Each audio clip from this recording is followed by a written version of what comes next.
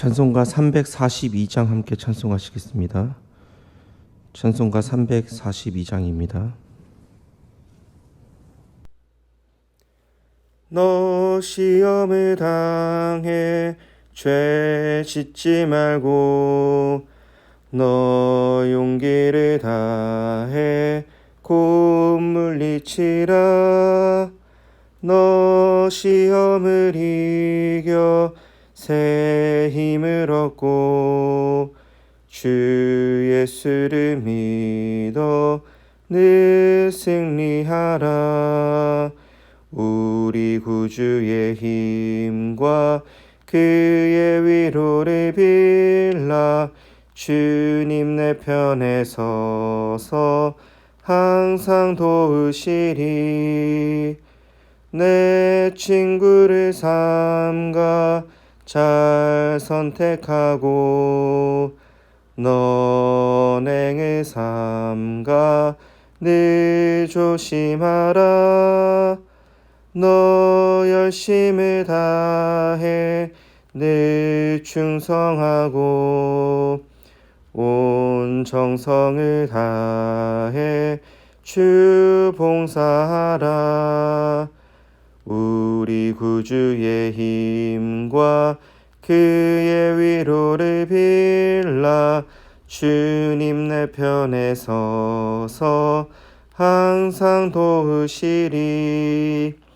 잘 이기는 자는 상 받으리니 너 낙심치 말고 늘 전진하라. 내 구세주 예수 힘 주시리니 주 예수를 믿어 늘 승리하라. 우리 구주의 힘과 그의 위로를 빌라. 주님 내 편에 서서 항상 도우시리. 아멘. 오늘 우리에게 주시는 하나님의 말씀은 마태복음 3장 1절부터 12절까지 말씀입니다. 장례 광고 있습니다. 블레싱 1안 김백자 권사님 소천하셨습니다. 문상 예배가 오늘 오후 3시 45분 교회에서 출발합니다. 빈소는 은평 성모병원 장례식장 9호실에 있습니다. 성도의 위로하는 교제가 있길 간절히 소망합니다. 마태복음 3장 1절부터 12절까지의 말씀 우리 한 절씩 교독하신 후에 마지막 절 함께 읽도록 하겠습니다. 그때 세례 요한이 이르러 유대 광야에서 전파하여 말하되 회개하라 천국이 가까이 왔느니라 하였으니 그는 선지자 이사야를 통하여 말씀하신 자라 일렀으되 광야에 외치는 자의 소리가 있어 이르되 너희는 주의 길을 준비하라 그가 오실 길을 곧게 하라 하였느니라. 이 요한은 낙타털 옷을 입고 허리에 가죽띠를 띠고 음식은 메뚜기와 석청이었더라. 이때 예루살렘과 온 유대와 요단강 사방에서 다 그에게 나와 자기들의 죄를 자복하고 요단강에서 그에게 세례를 받더니 요한이 많은 바리새인들과 사두개인들이 세례 베푸는 데로 오는 것을 보고 이르되 독사의 자식들아 누가 너희를 가르쳐 임박한 진노를 피하라 하더냐. 그러므로 회개에 합당한 열매를 맺고 속으로 아브라함이 우리 조상이라고 생각하지 말라. 내가 너희에게 이르노니 하나님이 능히 이 돌들도 아브라함의 자손이 되게 하시니라. 이미 도끼가 나무에 모였으니 지켜 불에 던져지리라. 나는 너희로 회개하게 하기 위하여 물로 세례를 베풀거니와 내 뒤에 오신 이는 나보다 능력이 많으시니 나는 그의 신을 들기도 감당하지 못하겠노라. 그는 성령과 불로 너희에게 세례를 베푸실 것이요 손에 키를 들고 자기 타작마당을 정하게 하사 알곡은 모아 곡간에 들이고 죽정이는 꺼지지 않는 불에 태우시리라. 아멘. 마태복음 2장에서 예수님께서 태어나신 후 그 거처를 나사렛 동네에 이동한 것에 이어서 오늘 성경은 또 다른 인물의 시선을 비추고 있습니다. 마치 이 땅의 왕이신 예수님께서 오실 때에 무엇을 해야 하는지 알려주기 위해 등장한 인물로 바로 사도 요한이 등장하고 있죠. 오늘 사도 요한은 시작부터 강력한 메시지를 선포하고 있습니다. 바로 하나님 나라가 가까웠기에 회개로 반응하라라는 명령이 담긴 메시지입니다. 그가 유대 광야에서 회개의 메시지를 선포할 때 다양한 사람들이 몰려왔습니다. 4절에 나오는 예루살렘과 온 유대와 요단강 사방에서 나온 한 무리와 7절에 나오는 바리새인과 사두개인들입니다. 이 두 무리는 사도 요한의 메시지에 각기 다른 모습을 나타내고 있습니다.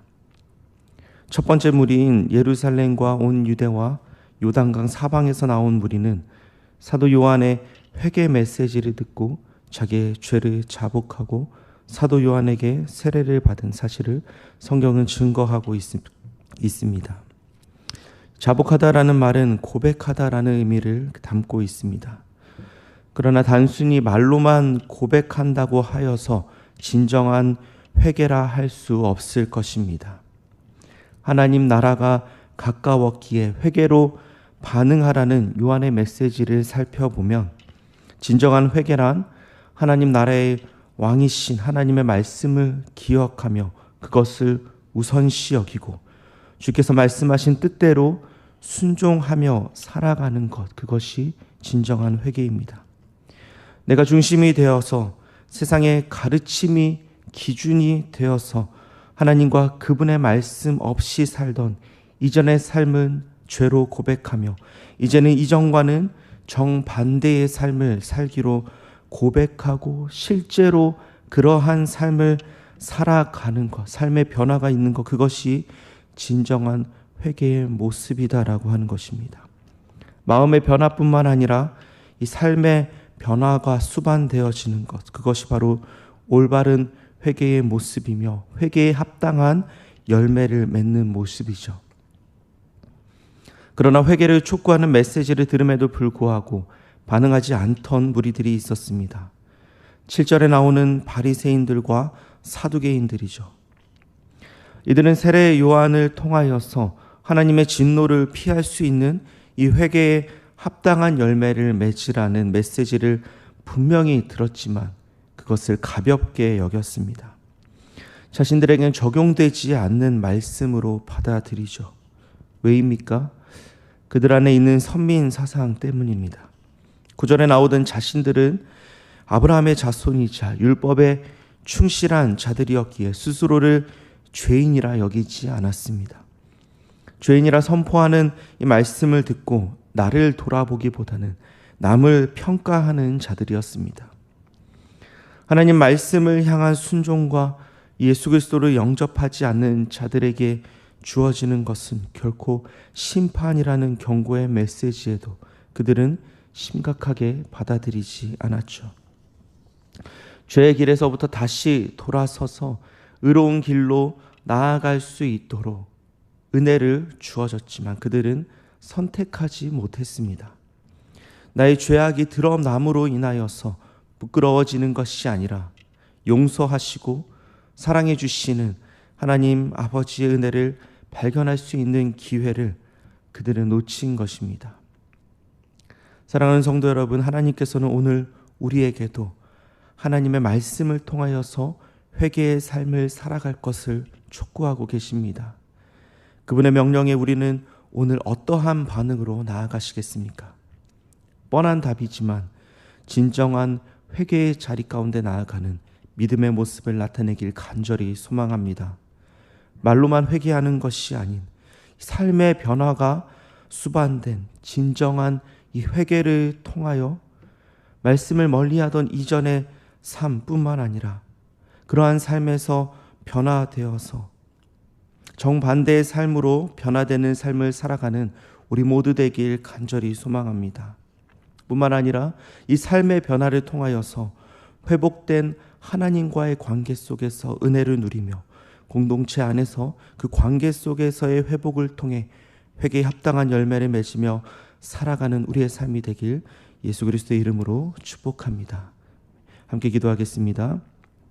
사랑의 하나님 감사합니다. 오늘 사도 요한의 메시지를 통하여서 우리에게 주시는 하나님의 메시지를 발견하게 하심에 감사드립니다.